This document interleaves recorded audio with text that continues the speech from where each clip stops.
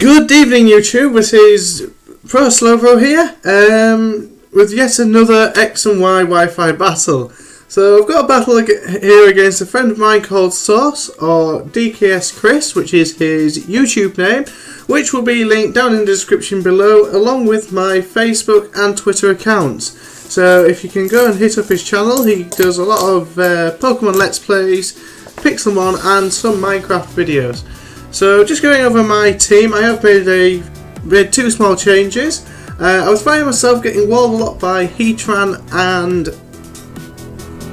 Ferrothorn in testing, so I've changed my Latias to one with Hidden Power Fire and Defog instead of Roost, now that I don't have my Rapid Spinner as in Blastoise, and I've got the Doug Trio to help me deal with, what do you call it? Heatran, sorry about that. So just going over my opponent's team quickly, a lot of very powerful threats. He's got the Staraptor, Darmanitan, Dragonite, Conkeldurr, Sylveon and Sableye. Okay, so getting to the battle here, I predict him to lead with the Sableye, as it is generally a very good anti-lead, allowing it to bend, taunt, all shenanigans like that. So I decided to lead with my Florges.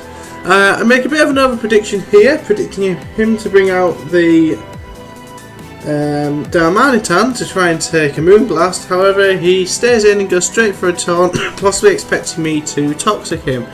So he goes for the Will-O-Wisp here, as I go for the Scald. Fortunately for me, his Will-O-Wisp does miss, as I get a crit burn with that, which was very lucky for me, and kind of made up for the over prediction at the beginning there. So, predicting the second Will-O-Wisp, I switch out back into my Florges, who doesn't mind being burnt at all, as it does run the aromatherapy, so I can always heal that off later. So he goes for the Will-O-Wisp here, which I'm absolutely fine with on the switch in, just as I predicted. Now this time I'm not going to predict him to switch out and go straight for the Moonblast, because I know it's perfectly capable to one-hit KO this nice shiny Sableye he's got here. So he goes for the taunt again, possibly predicting me to Toxic him. As I said, I just go straight for that Moonblast, taking out the Sableye nicely there. He probably should have either gone for a Recover or switched out, as his only weakness is to Fairy. So a little bit of leftover recovery here and a bit more burn damage. So he's going to switch out now into Aries. His Staraptor, a very big threat, so I switch straight out here into my physically defensive Slowbro to try and eat up the hit, as he goes straight for the Brave Bird.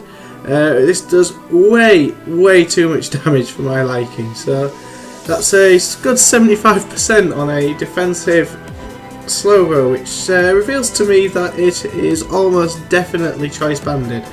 So I switch out again just to get a bit of regenerator health back on my Slowbro, and going to checkmate my oh, sorry, I've totally forgotten the proper name of that Pokemon. It will come back to me. So he takes a bit of recoil damage there. I eat that up nicely, and I can go straight for the Sucker Punch here, which is going to take out the Aries. You know, when the name of a Pokemon's at the tip of your tongue, you just can't remember it. Evolved from Ponyard, what is it? Oh, it's annoying me this now. I'm very sorry, it's quite unprofessional of me. So I predict him to expect me to go for the Sucker Punch and try and go for a Dragon Dance, but unfortunately he predicts that nicely and goes for the Earthquake as I go for the knockoff, easily outspeeding me. So I go for the Psyshock here with my Latias, just to break the multi-scale. I don't want to go for a super effective attack with that intact, as I go for a Dragon Pulse to finish it off. He did miss the Dragon Rush there, which mattered quite a lot, because a Dragon Rush from an Adamant max attack Dragonite on this Latias does around 40% damage, which would have activated my weakness policy, which would mean that Dragon Pulse would have easily one-shotted the Dragonite. So I switch into my Doug Trio, as I do have the Arena Trap, as he goes for the Roost, possibly predicting the Sucker Punch there. So I decided to go for the Stone Edge here as it does super effective damage. I do have the Focus Sash and I outspeed. He hasn't revealed to me that he has the extreme speed yet, so I'm assuming he doesn't have it as he does carry the Earthquake and it's usually one or the other. I go for the second Stone Edge here, just doing a little bit more damage as he goes for the Earthquake, bringing me down to my Focus Sash, as it is a +2 attack thanks to its weakness policy. I just go for the reversal here to finish it off because I know it will take it out from that range, and I didn't see any point in going for a Stone Edge and risking the miss. So down goes his Dragonite now as he brings in his Conkeldurr. I just decide to stay in here and sack off my trio as I don't really want to switch into my Slowbro and take a knockoff because that would not be good for Slowbro. So I bring out my Mega Pidgey, the Staraptor, and decide to go straight for the Brave Bird as he switches into what I was told was a physically defensive Sylveon. And that easily one-shots the Sylveon. I am carrying the Choice Band on my Staraptor as well, so both very similar Staraptor sets. So he brings his Darmanitan in here as I switch out, assuming that it's Scarfed, into my Slowbro, who I know it can take a huge power Flare Blitz easily, which it does nicely, eats that up. So I can just go straight for the Scald here, hoping to burn something on switching. However, just after I clicked the Scald, I remembered that he does have the Conkeldurr, which could carry the Guts. So for the first time ever when using Scald, I actually was hoping that it wouldn't burn, which is very unusual. Thankfully, I don't get the burn. I'm not sure if it was Guts, but you can never take too much of a risk. It was probably definitely Guts. I do think it is the best set to run. So I switch into Flower Power here by Florges just to sack it off to get a safe switch into my Staraptor as he goes for the Thunder Punch. Predicting the Staraptor to go in. Take a bit of burn damage here. I was believing that I could just outspeed and possibly pass a wish onto the Staraptor to help its longevity a bit, but unfortunately he seems to carry some speed investment as he does outspeed and takes me out.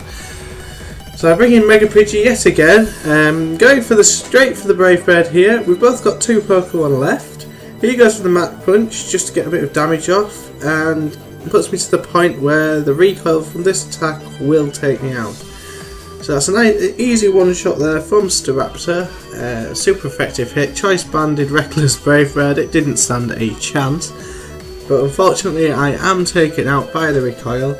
However, we're both left with 1 Pokemon each. Mine is my mascot, my Slowbro, as his is Darmanitan. So I have immediate type advantage here as he goes for the superpower, just as a way of saying he's given up. As he knows he has no chance of getting past this Slowbro with the Darmanitan, as I am carrying the slack off on the Slowbro. He does eat that Scald up quite well though, which I was not expecting, and I don't think he was either. But either way, a very good game there. So that was against DKS Chris. As I said, his channel will be linked in the description below if you could all go and check him out. As far as I know, he is uploading his side of this battle, which will explain his thought process on the battle as well. So definitely go and check him out.